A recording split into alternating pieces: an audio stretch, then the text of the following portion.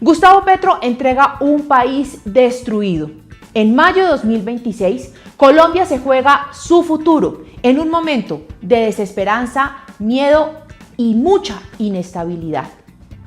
En medio también de una crisis institucional que no recordamos los colombianos en la historia reciente del país.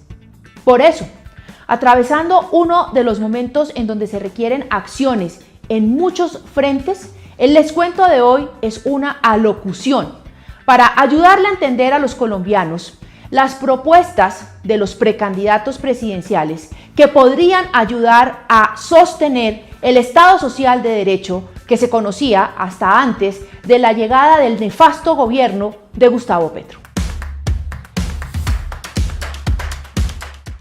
Después de 966 días de desgobierno del líder intergaláctico Gustavo Petro, Colombia necesita con urgencia recuperar los valores democráticos modernos del siglo XXI, que son elecciones libres, derecho a ejercer la oposición, libertad de opinión y de prensa, respeto por la división e independencia de poderes y, por supuesto, la libertad de mercado. No más Keynes, por favor. Lean otra cosa. Los colombianos están muy preocupados por la desorganización y la desunión de la oposición y están necesitando que se les presenten propuestas estructuradas y sobre todo viables, porque no se pueden ganar las elecciones solo criticando la pésima gestión de Petro. Aquí están los 10 temas que necesitamos oír urgentemente de parte de los precandidatos presidenciales. Primero, restablecer la dignidad del presidente de Colombia, de los ministros de Estado, del canciller de la República y darle altura técnica a los altos funcionarios del gobierno. Nunca en la historia republicana de Colombia se había desvalorizado tanto el servicio público. Petro y escuderos como Laura Sarabia, Daniel Rojas, Alexander López, Irene Vélez, Gustavo Bolívar o Ricardo Roa son una deshonra para los cargos que ocupan y para el servicio público. Un ejemplo de la falta de respeto por la dignidad del cargo es que Gustavo Petro nunca se vistió apropiadamente para las ocasiones que así lo requerían. Mejor dicho, aunque la canciller se vista de seda, Sarabia se queda. El presidente Petro pasará a la historia como el peor y más inestable jefe de la historia. En 2 años y medio ha tenido 52 ministros y 126 viceministros. Oficinas clave como Hacienda, Interior, la Cancillería han tenido hasta 4 rotaciones. Es que no alcanzan a llegar al cargo y ya los están echando. Por eso Colombia necesita un presidente que tenga un equipo claro, con el que pueda contar durante 4 años de su gobierno para poder sacar adelante al país. Y que ese equipo no dependa ni de la politiquería, ni de las gestiones y mermelada en el Congreso de la República. Se necesita gente seria, técnica y sobre todo que conozca el Estado. Segundo, recuperar la técnica, la evidencia y el concepto del servicio público como faro de la administración. No más improvisación, no más activismo, no más M19 ni actores porno en los altos cargos del Estado. Petro demostró que el modelo de inexpertos activistas es un fracaso para la administración pública. Por eso, el presidente actual dirige el país con sus entrañas. Los consejos de ministros se caracterizan por los largos discursos sin evidencia, sin sustento, no hay seguimiento, no hay proyectos diagnosticados con información real y confiable. La inexperiencia se revela en una baja planeación y en una mediocre ejecución presupuestal, además de caídas en indicadores clave como el recaudo que cayó en más de 30 billones de pesos. Colombia necesita un equipo técnico que esté en la capacidad de poner al servicio del país todo su profesionalismo y conocimiento. Y que al menos sepa que es un CDP. ¿Y tú qué crees que Colombia necesita? Continuemos. Tercero, se necesita con urgencia recuperar el tejido empresarial, el emprendimiento, para encauzarnos de nuevo en la senda del crecimiento, el desarrollo y la prosperidad. El gobierno de Petro odia a las empresas y ha estigmatizado la utilidad y el capital. Colombia necesita un tejido empresarial fuerte y un gobierno comprometido con generar condiciones y oportunidades para desarrollar la libre empresa. Necesitamos una reforma tributaria para bajar impuestos, como por ejemplo, empezar por quitarle los impuestos a la comida, a las arepas y a los quesos, entre otras cosas para estimular el consumo.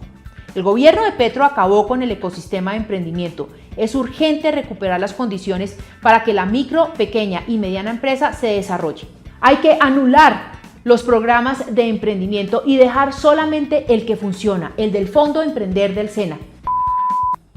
Los altos costos de la gasolina, el transporte, la logística, la excesiva carga tributaria, la excesiva cantidad de trabas en el sistema empresarial impide que haya desarrollo e innovación. De hecho, en el 2024 se reportó la peor caída en la creación de nuevas empresas, cerca de un 31%. La gasolina subió de los 9.180 pesos por galón en 2022 a 16.000 pesos este año, un incremento del 72% en solo 31 meses.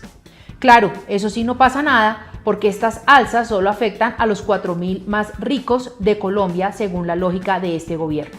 Y aunque Gustavo Petro se aplauda a sí mismo y a su gobierno por el paupérrimo crecimiento de tan solo el 1.7% de la economía, con eso no se alcanza para generar nuevos empleos, nuevas empresas y, por supuesto, más recaudo de impuestos. Cuarto, implementar un programa para recuperar la inversión que genere empleo formal y duradero. La inversión extranjera directa cayó en un 15.2% y aunque el desempleo sigue en un dígito, la verdad es que este gobierno no tiene un plan de largo plazo para crear empleo formal. Vivimos en un mundo globalizado. Colombia necesita fortalecer sus ventajas competitivas para ofrecerle al mundo lo mejor de su talento. No es necesario enfrentar a las empresas con el mercado laboral, son dependientes. Es necesario que se construyan arreglos que beneficien a ambas partes. El Estado necesita volver a ser cumplido y estricto con cronogramas y calendarios de pago. No es posible garantizar inversión sin cumplimiento. Por eso, el próximo presidente de Colombia debe cancelar de manera inmediata los 4 billones de pesos que este gobierno no le pagó al sistema de salud de los colombianos. Quinto, restablecer una política social coherente y que entienda los territorios, respetando los derechos humanos y las libertades individuales. Petro desarticuló el sistema de seguridad social colombiano y lo convirtió en una vulgar repartija de plata para sus intereses y los de sus amigos. El Departamento de Prosperidad Social se convirtió en una caja menor para inaugurar obras y pavimentar campañas sin que se haya generado una sola política para superar definitivamente la pobreza y reducir la desigualdad.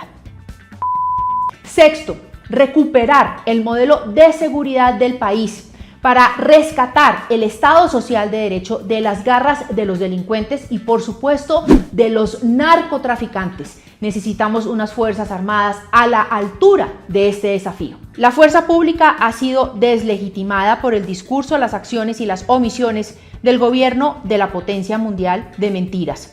Los grupos armados han arrodillado al Estado social de derecho y han copado el territorio trayendo miedo e inestabilidad. Sobre todo, quien derrotó al ejército fue en realidad el M-19 desde la misma Casa de Nariño. Colombia necesita un plan de recuperación de la seguridad para recuperar el ejercicio de los derechos.